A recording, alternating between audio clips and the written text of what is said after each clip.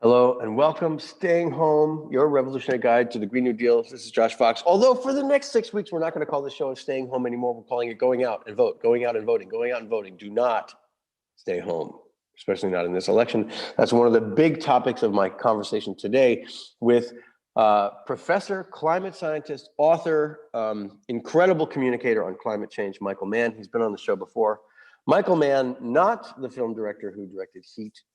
Michael Mann, the climate scientist of the hockey stick and the climate wars, one of the most effective communicators on climate change that I know, and one of the most attacked by, so many places, from everyone from the fossil fuel industry to the right wing to everything. He's been through the ringer, and he's still out there campaigning. He's in Central PA at Penn State. And he runs the climate labs there. We're going to talk about the fires in California. We're going to talk about Donald Trump. We're going to talk about why this election is not just an essential moment in terms of preserving American democracy. As Ben Jealous said, this could be the last election if we don't defeat Donald Trump, but also how this could be the last election that matters in terms of climate change. We have a planetary emergency going on, hurricanes in the Atlantic, hurricanes in the Gulf, fires raging out in the West. I had to have Michael Mann back on because I think there is a continued attack, and in this case, a neo-Malthusian attack, in this case, a rather unscientific attack on all the principles of motivation in politics and climate change. So it's my great pleasure to have Michael Mann back on the show because he just lays it out. He's just plain as day.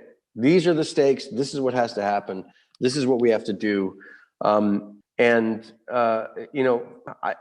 experiencing online a wave of attacks against any time I come out and say, in my own personal space, that I want people to vote for Joe Biden. There is a wave of attacks coming supposedly from the green side of things, the more progressive side of things. And to a person who wants to work on climate, when you look at Joe Biden having $2 trillion climate change, when you look at all of the things that stack up and line up, and when you look at Donald Trump saying that the wildfires out west are caused by leaves, and that we know that we have no time at all left to make the structural changes that we need to make, huge reductions in carbon emissions every single year for the next 10 years, or else we are done for as a civilization and likely done for as a species. When you know you don't have that time, the principles of this are practical. And we're going to get into that. I'm going to tell some stories about Joe Biden. Michael Mann's going to lay it out for us.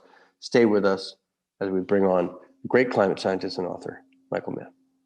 Michael, the last time we had you on the show, we were talking about wildfires in Australia because you had just come back from Australia and you were there during the peak of fire season, which was in a horrible situation. And we just got picked up, this program, by WJFF, my local hometown radio station here in the Delaware River Basin in Pennsylvania, in the Catskills. And they as our first broadcast, they broadcast that show. And I was listening to our conversation about Australian wildfires. And you said now Australian wildfire season is overlapping Californian wildfire season. So we don't have all the right equipment that has to be transported around the world. This has got to be one of the most vivid nightmares that you predict come true. Talk about these wildfires, talk about just this. I mean, you now have no fire season. You have to talk about fires all year round. I mean, how does this feel as a climate scientist? Yeah, thanks, Josh. It's good to be back with you. Although it is unfortunate that, as Yogi Berra famously said, it's deja vu all over again. All over again, yeah. We are, whether you're down in Australia, where I was at the beginning of the year for a sabbatical that ended up being cut short because of COVID-19, or back here in the United States, what we're seeing is a longer and longer, more and more intense fire season in places like Australia, as well as Western North America. As it gets hotter and it gets drier, and summers get longer and the dry season gets longer, increasingly we're evolving into a situation where, California doesn't even really have a fire season anymore. It's a perpetual fire season. Wildfires can happen anytime.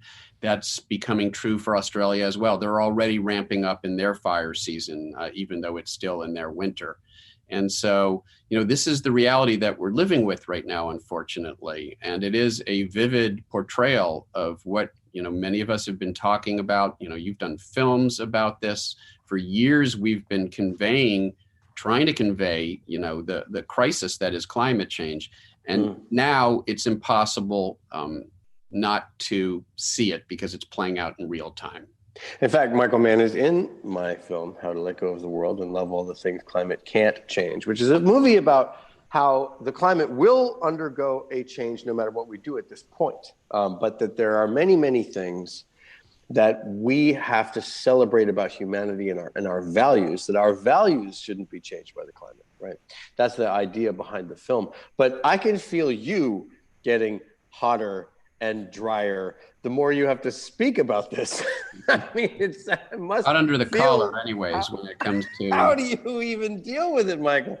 To say these things again and again and again. I mean, there's so many people who watch this program who are in a climate hysteria and a climate panic and a climate depression. Young people especially. We've had incredible youth leaders on this program, Jamie Margolin and Fridays for Future and other folks. And they have to dig really deep just to get out of the depression and the cycle. How do you sustain yourself in this moment? You know what I mean? Like I say the same things over and over again about the Green New Deal, about fracking. I mean, you feel like pull a string already and it just comes out. How do you cope with this? Ironically, it's actually those folks. It's the young folks. It's the youth climate movement that I look to for, for optimism, for cautious optimism, not, Pollyannish,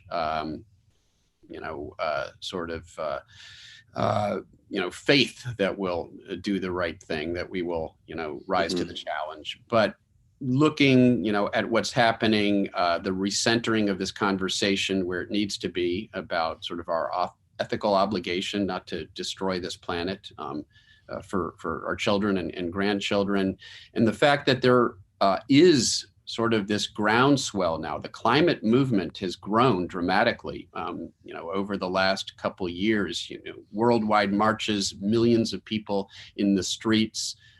And it has changed the conversation, and it's led to, a point where, you and I have talked a lot about, the politics of this issue and the partisan politics. And, some folks were rightly sort of a little bit jaded and critical of the Democratic Party for not seeming to rise to the challenge. We know that the Republican Party is on the wrong side of this issue, but there has been some, I think, frankly, some disappointment among environmental progressives that Democrats didn't seem to be taking this problem seriously enough. And now they are. I mean, we've got some really bold proposals on the table from House Democrats, from Senate Democrats, from the Biden campaign. Right. And in part, it's because of the pressure. Bernie supporters like you keeping the pressure on, and Bernie and others, who'd made this issue front and center, really sort of forcing the Democratic Party writ large to embrace climate action as part of their what they represent, and so I'm optimistic that if this election turns out the way we'd like to see it turn out, then we have a real opportunity. So many questions branching off of that. I mean, we know that, first of all, let me say, you're tuned in to Staying Home, your revolutionary guide to the Green New Deal. This is Josh Fox. We'll be right back. You're tuned in to Staying Home with Josh Fox. I'm with Michael Mann, the climate scientist, author, incredible spokesperson and communicator on climate change. There's so many ways we could start this conversation, but I do believe that the election is the most important framing. And you mentioned Joe Biden, and I don't know if you're prepared to speak to this, but Bernie Sanders and AOC and all of Bernie Sanders' climate thinking, right? And the Sunrise Movement, right? All of these folks, that was this massive knowledge, including myself, who was a part of that campaign, leaned into the Biden administration and created this $2 trillion climate plan. It's not getting spoken of nearly enough, right? Especially, I'm on Twitter every day fighting with so-called Green Party people, who I really think are probably, in many cases, not all of them, but in many cases, trolls for like the fossil fuel industry, posing as Green Party, saying that you shouldn't vote for Biden, saying, oh, Biden is pro-fracking, and how could you possibly betray your own legacy and all this kind of stuff. Talk about the importance of a $2 trillion climate plan. Talk about the importance of a president in office who believes in climate change.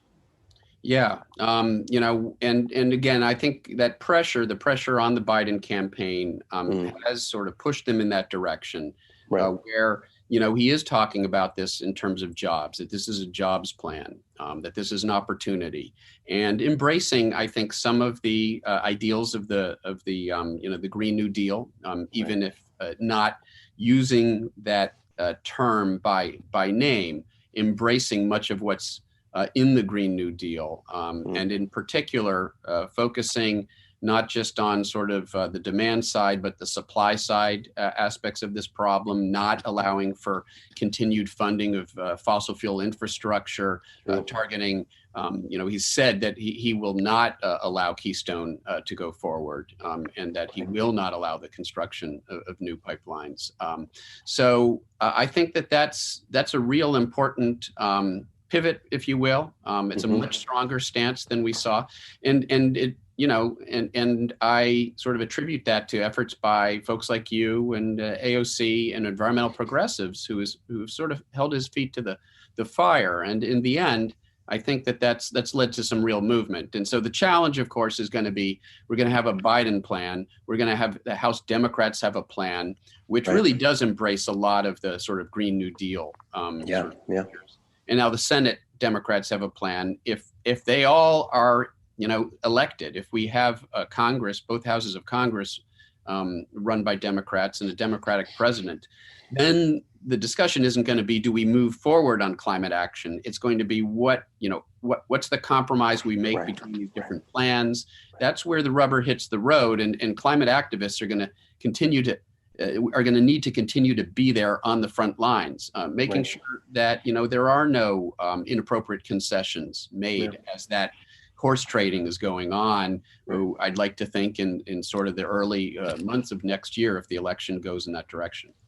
Well, I hope so. And this is what I've been arguing quite a long time, actually, because I have a personal story. I don't know if I've ever told you this, but back 10 years ago, when we were fighting tooth and nail to preserve the Delaware River Basin, we were trying to keep the frackers out. There were proposals on the table in front of the Delaware River Basin Commission to do 25,000 gas wells in this region, of this watershed region, this region that supplies water to 16 million people downstream. That would have been complete, total decimation, utter destruction of this river basin and of this incredible ecosystem here, which I love and was born into and continue to live in. And it came down to the, that's all in Gasland, but it came down to the 11th hour, literally, when 2 days later, we were going to have a vote from the Delaware River Basin Commission, 5-member body, New York, New Jersey, Pennsylvania, Delaware, and the federal government. New York was voting no fracking, no new regulations. Regulations was basically code for opening up the Delaware River Basin. New Jersey and PA, Tom Corbett and Chris Christie, 2 Republicans, were voting for yes, frack the hell out of this place. Now, there were 2 votes out. We didn't know what they were, the federal government and Delaware. Now, Joe Biden's from Delaware. Joe Biden was in the Obama administration. So Bill McKibben and I schemed that we would campaign directly to Joe Biden. We put in 10,000 phone calls with the movement to Joe Biden's office in 48 hours. And lo and behold, he acted.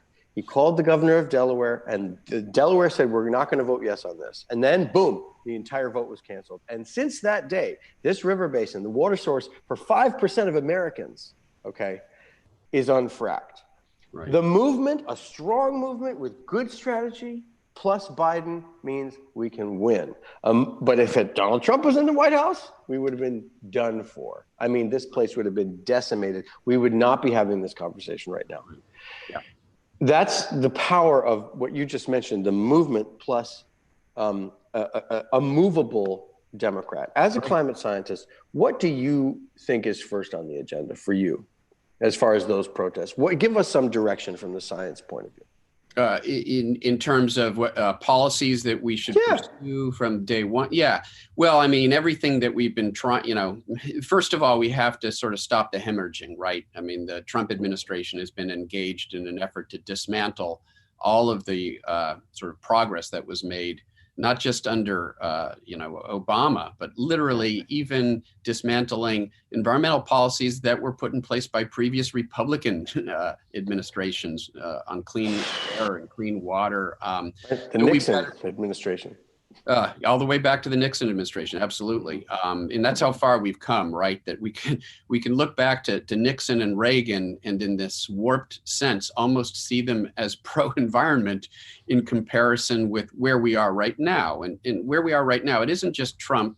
Trump is a vessel, right? Trump is a useful idiot to some extent for polluters, for fossil fuel interests to whom he has outsourced his energy and environmental policies. I mean, it's the Koch brothers, it's the fossil fuel industry that are writing Trump's policies right now, and that are dismantling the policies that have been, put in place to deal with methane emissions and the Clean Power Plan and more stringent EPA.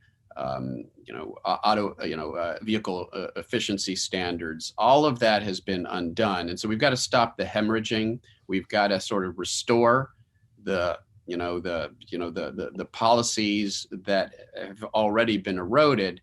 But early on, we used to hear Joe Biden tout that he would step back into the Paris Agreement as if that was a bold,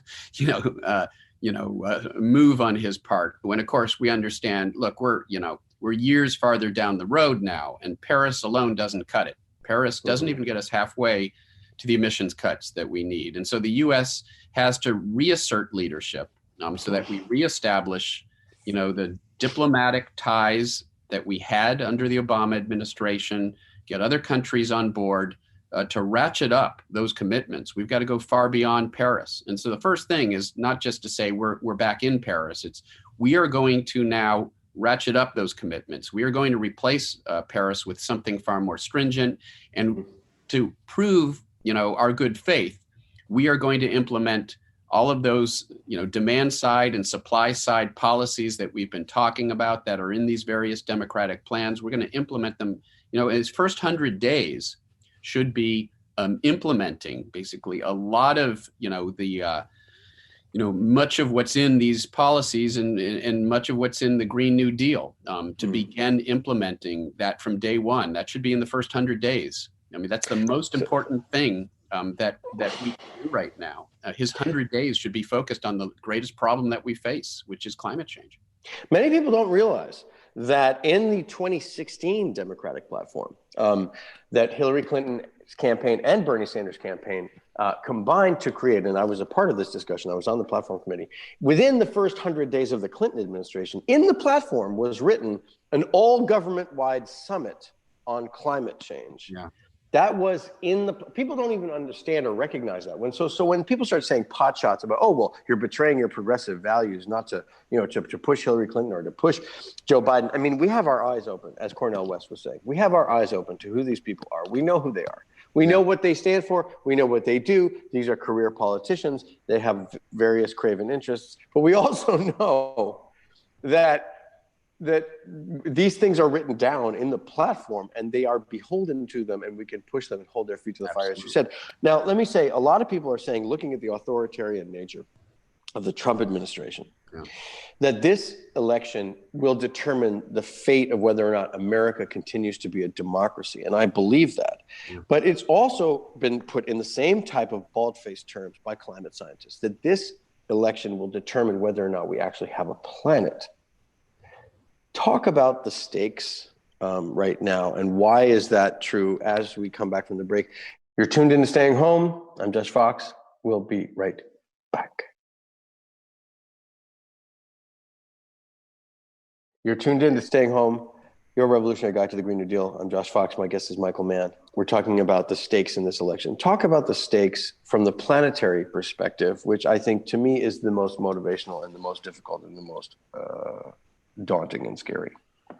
Well, it sounds like overheated rhetoric, but it's not when we say that the future of this planet really lies in the balance. It truly does. We have been able to withstand one term. And I say that prematurely. We still, got at least a few months to go. But it appears that we have sort of withstood, one term of Trump when it comes to, still remaining not completely off course when it comes, for example, to our climate commitments. And that's mostly because there's just enough inertia in the system. The courts have sort of blocked some of his deregulatory efforts.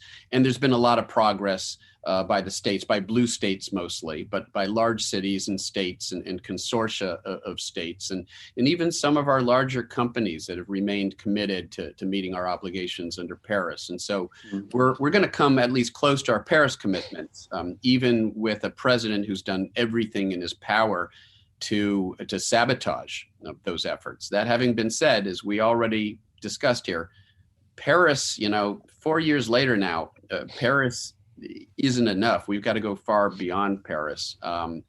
So that is, I forgot the other part of your question, actually. Well, I was saying, what are the stakes for the planet right now? We're talking about an authoritarian election that many have said, Ben Jealous, a very astute observer of government, has said, this is the election which will determine whether or not America is a democracy going further. Yeah, and I was saying, this is an election which determines whether or not we have a planet. Are there tipping points which we could reach? Interestingly, coronavirus sort of on the emissions side of things slowed emissions down. Have we erased those gains? First of all, before I ask that question, I'm getting ahead of myself. What's at stake here in terms of the climate in the next 4 years? Yeah, no, everything's at stake, right? Do we continue to dismantle the progress that we've already made and go backward and end up probably sabotaging international efforts? Because if the United States doesn't appear to be engaging in good faith on this issue, then there are a lot of other countries that will say, well, why should we? And that could scuttle the entire effort. So, it is night and day. It is, look, Scientific American endorsed the Democratic candidate in this election. Scientific American in their 175 years has remained completely nonpartisan and apolitical. And for the first time, because it's literally a matter of whether we accept, what science has to provide us when it comes to dealing with these unfolding crises, whether they be coronavirus or the even greater long-term crisis that looms in the backward, climate change. Do we listen to science? Are we guided by, what science tells us when it comes to the great threats we face, or do we ignore it, show disdain for it? And we can measure the cost of sort of the anti-science promoted and underlying Trump's policies, promoted by him and underlying his policies. We can measure that now in human lives, hundreds of thousands of human lives, because he didn't listen to what the health community was telling us about coronavirus. And millions of lives will potentially be lost in the future if we don't act on the climate crisis. So it's night or day. It was interesting to me, you mentioned Ben Jealous. He was former head of the NAACP, as I recall. And you also mentioned tipping points. Well, we've seen tipping points. We're worried about climate tipping points. We want to avoid those. But there's some societal tipping points that have helped us, pointed us in the right direction. Tipping points of the good kind, I call them. And we saw a tipping point on sort of marriage equality some years ago, where the public just, in part because of opinion leaders, including Joe Biden, interestingly, who sort of led public opinion on that. When you have opinion leaders come out and say, it's time that we do this, you can bring the public along. That's what a true leader does. And we saw that under the Obama administration. We are going through, in my view, a tipping point moment right now over the last several months when it comes to matters of racial justice, racial equality. And that gives me hope that we are nearing a potential tipping point on climate action. Again, bringing me back to sort of the cautious optimism that if things align in the right direction, if we come out and we vote on the climate and we turn out and make sure that we don't give Trump another 4 years, because that would spell, in my view, I wrote a Huffington Post commentary 4 years ago before the last election that Donald Trump is a threat to the planet. And I meant it then, but I really mean it now. Another term of Trump is game over for the climate. And it's not overheated rhetoric to say, I mean, game over for American democracy and everything that depends on it.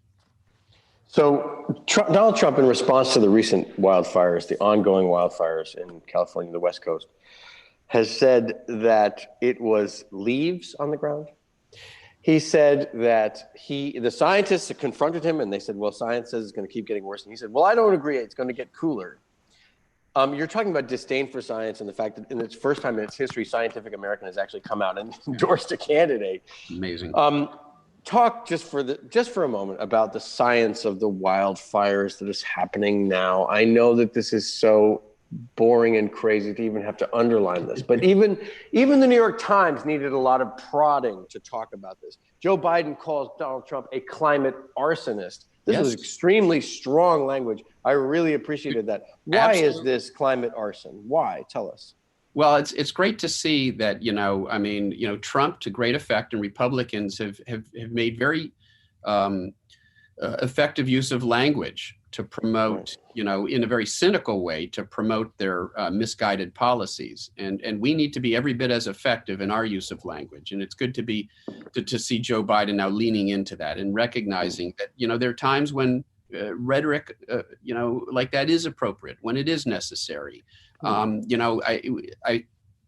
have not yet fully absorbed, the fact that Scientific American has endorsed a candidate for president. I didn't think I would ever see that in my lifetime. I come from the scientific community. It's very We need to talk about a relatively new show called the Republic, or UNFTR. As a Young Turks fan, you already know that the government, the media, and corporations are constantly peddling lies that serve the interests of the rich and powerful.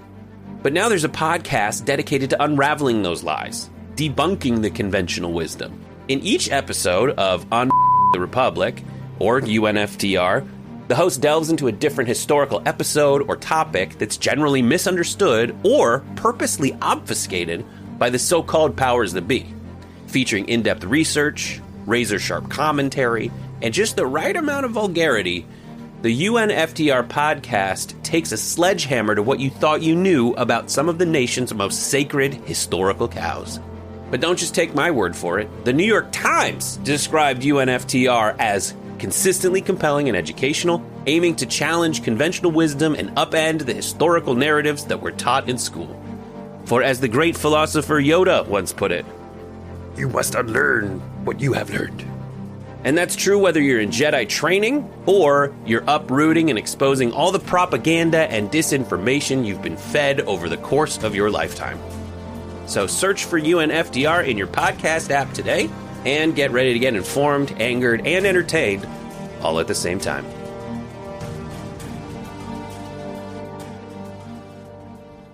Conservative community, it was just unimaginable that sort of this magazine, this 175-year-old magazine that really represents the public face of science, for them to come out like this is, we need to recognize that speaks to the gravity of this situation. And, that's the moment that we're in right now. And I forgot the other part of your question again.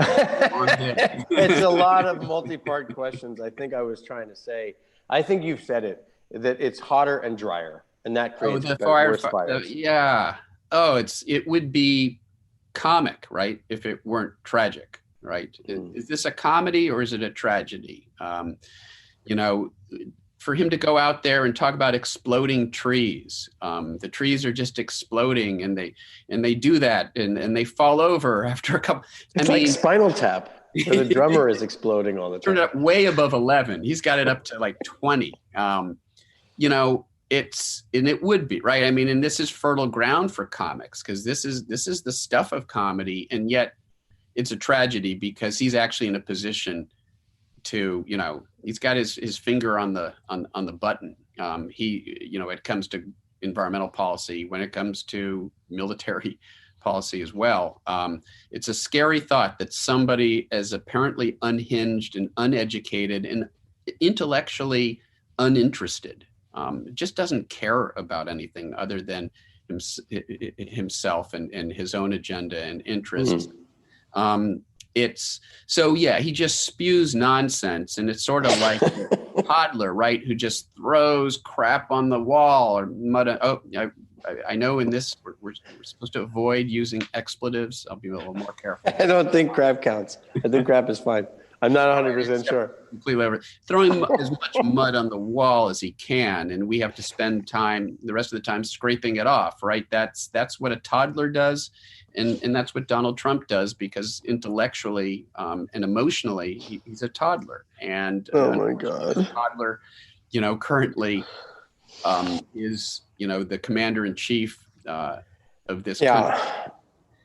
And yet there is a new form, and I'm going to talk about this once again, although we've talked about this before. There's a new form of what I consider sort of neo-Malthusian Luddite behavior coming from the left, or at least apparently left, when it comes to this recent Michael Moore documentary, which was about how, and we're going to talk about this because you and I and Naomi Klein led an effort to correct the record on that film. And many people said, thanks to you, Josh. You took the lead. You and Naomi really took the lead. And I've taken a lot of lumps over it too. Yeah. So a lot of people come out attacking me, Max Blumenthal, Matt Taibbi, Michael Moore himself, saying I was trying to censor him, which I think is completely nonsensical because I have no ability to censor Michael Moore. I have no ability to censor anyone in this society. I have no power to do so.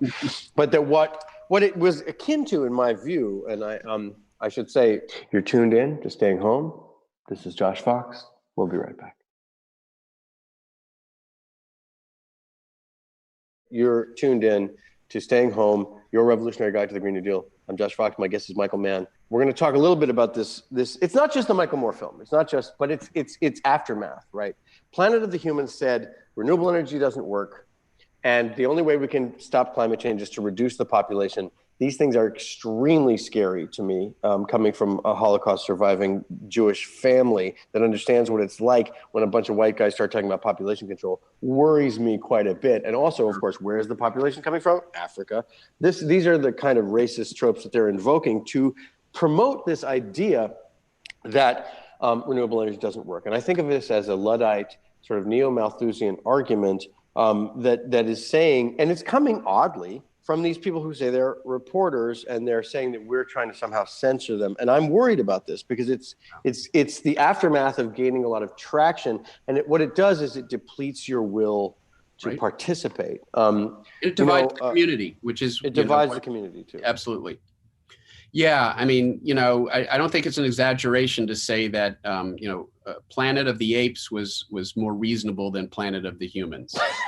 It would be a better policy prescription than Planet of the Humans. And we're talking about... But I feel that there's other interests behind this type of argument right now. Absolutely. What I think you see in Planet of the Humans, as you said, sort of these neo-Malthusian arguments tinged with sort of, with let's say it, with racial overtones, in a way, was it a surprise to any of us that who was touting Michael Moore's film? It was Breitbart.com. It was right-wing media outlets. But I'm truly shocked by the fact that Matt Taibbi and others have come out and said, well, this is, you know what I mean? And started to lay into us. Well, right, because Michael Moore, has built up quite a bit of political capital among sort of in the progressive community, right?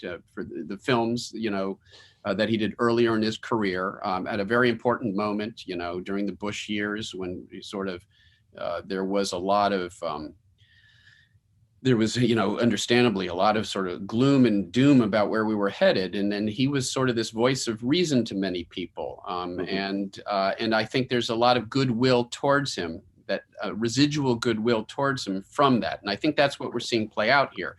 I don't think people are willing to think that he's somehow turned his back on everything that he once represented. And yet, whether or not it almost is immaterial to me. Shocking, yeah. What his motive is. And you could argue his motive maybe is to be relevant again, right? Because, hasn't had any of those huge successes like he had earlier in his career. And one way to make a big splash, right, is the sort of to find that man bites dog narrative, for him to come out saying something you don't expect him to be saying and you don't expect him to be doing. That creates media interest. And I think that's sort of what was going on there. And in so doing, he played right into the agenda of all of the, the worst villains when it comes to the environmental and climate movement. I mean, this full-on assault that we've talked about on renewable energy, how misguided could that possibly be?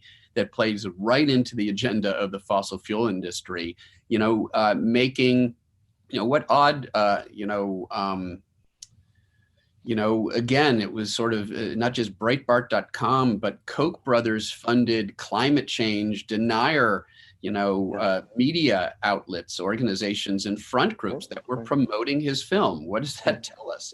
If the Koch brothers are excited, or the Koch brother, there's only one of them now, is excited about your film, you're probably doing something wrong.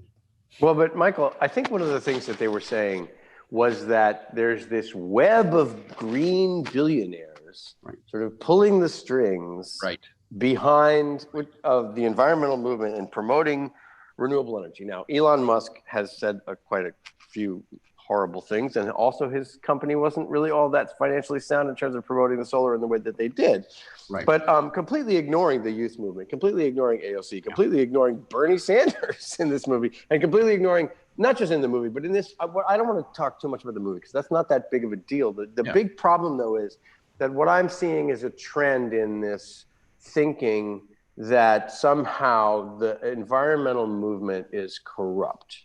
But, I mean, are you taking money from green billionaires influencing your scientific reports? I mean, all my funding, it's out there in the public. Everybody knows that I'm funded entirely by George Soros. And so really there's no, I'm very transparent about it.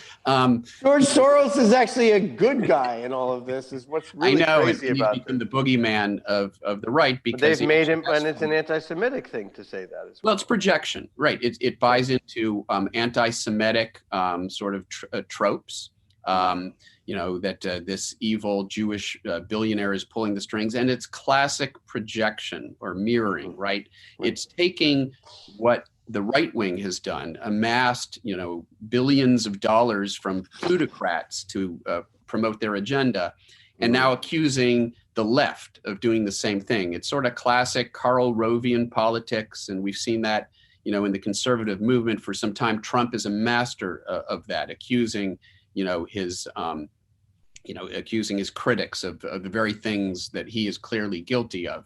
And so that's what's going on here. But I think more than anything else, as I alluded to earlier, it's an effort to divide the movement because if the environmental community speaks with a unified voice, it has great power. And we're seeing that right now. Yeah, I think so. That in the agenda, that the Democratic Party has adopted on climate.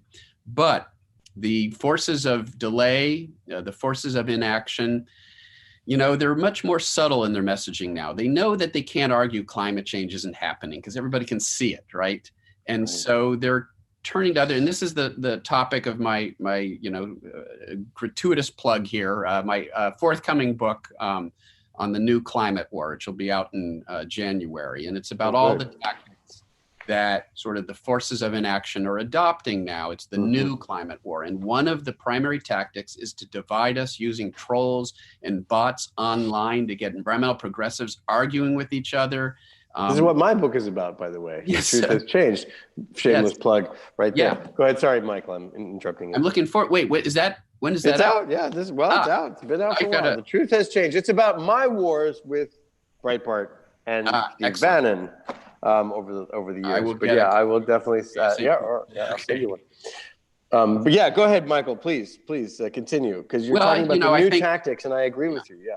Yeah, no, I think we both arrived at the same conclusion here. And that's at TYT, we frequently talk about all the ways that big tech companies are taking control of our online lives, constantly monitoring us and storing and selling our data. But that doesn't mean we have to let them. It's possible to stay anonymous online and hide your data from the prying eyes of big tech. And one of the best ways is with ExpressVPN. ExpressVPN hides your IP address, making your activity more difficult to trace and sell to advertisers. ExpressVPN also encrypts 100% of your network data to protect you from eavesdroppers and cyber criminals. And it's also easy to install. A single mouse click protects all your devices. But listen, guys, this is important. ExpressVPN is rated #1 by CNET and Wired magazine. So take back control of your life online and secure your data with a top VPN solution available, ExpressVPN. And if you go to expressvpn.com/TYT, you can get 3 extra months for free with this exclusive link just for TYT fans. That's expressvpn.com/TYT.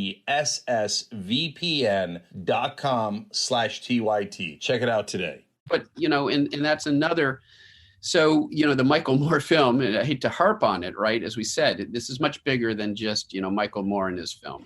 And in fact, most people have forgotten about his film right now. So we ought to just not talk about it. Well, yeah, that's true. But it played into so many of these sort of tactics in dividing the environmental community, deflecting attention from systemic solutions to it's about individuals, it's about population, it's about it bought into all and renewable energy is every bit as bad as fossil fuels. It was so thorough in adopting contrarian tropes that have been used in the war on climate action that it's difficult to imagine, frankly, that someone as savvy as Michael Moore didn't understand what he was doing. But yet so many don't understand, which is what's interesting about this, right? Let me just ask you in our last moments that we have here. We did see a downturn in global emissions from coronavirus when we last spoke 5 months ago. Yeah. Now what has happened? Have we maintained that? Has it rebounded? What do we need to do going forward? Yeah, thanks. It's a great question, Josh. And the good news is that we did see a reduction. 5 months ago, it looked like it was in the double digits, more than 10% reduction in carbon emissions. But things have rebounded. Transportation, energy, as the economy sort of comes back slowly around the world. We're, looking at, by the time 2020 is over, and a lot of us want to see 2020 over as soon as possible. We'd all like to see 2020 come to completion. And by the time it does, the numbers look like carbon emissions will be down about 5% for the year. So is that glass half empty or glass half full? It's the largest reductions we've seen in decades. And it means we're not just at a plateau, we're going down. We've actually seen carbon emissions drop. A lot of that, though, will be attributable to sort of the lockdown policies to deal with COVID-19. Some of that will be due to the renewable energy transition, the green energy transition. And the International Energy Agency has, looking at the 2019 numbers, which were flat, but there was actually a reduction in power and transportation, fossil fuel emissions, and we're continuing that. Here's the problem, Josh, 5%, and a good deal of that will be from, the response to COVID-19. We've got to get 7% reduction in carbon emissions every year, 7% on top of 7% on top of 7% for every year for the next 10 years at least, if we're going to stay on a path that keeps warming below catastrophic 3 degree Fahrenheit planetary warming. That means that the sorts of social distance, the sorts of sort of behavioral changes, and there were massive behavioral changes over the last year. Those behavioral changes in the end don't give us the carbon emissions reductions we need. We need structural change. So it brings us back to systemic change. We've got to stop getting our energy and transportation and everything else from the burning of fossil fuels.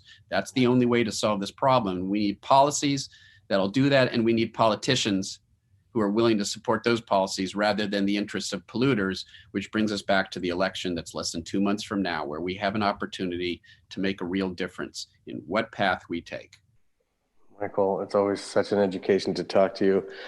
And thank you so much for being so generous with your time. I know that this is one of the most important moments in all of our lives. And I thank you so much for leadership and for stating it, the truth, the scientific truth, so plainly and so clearly, as you always do. Back at you, my friend. It's always a pleasure to talk with you.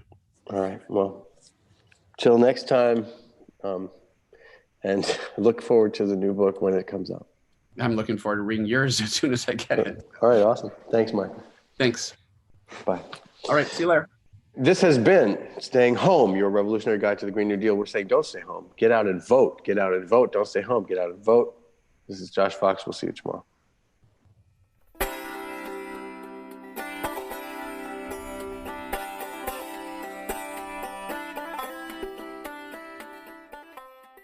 Thanks for listening to the full episode of the Young Turks. Support our work, listen ad-free, access members-only bonus content, and more by subscribing to Apple Podcasts at apple.co/TYT. I'm your host, Cenk Uygur, and I'll see you soon.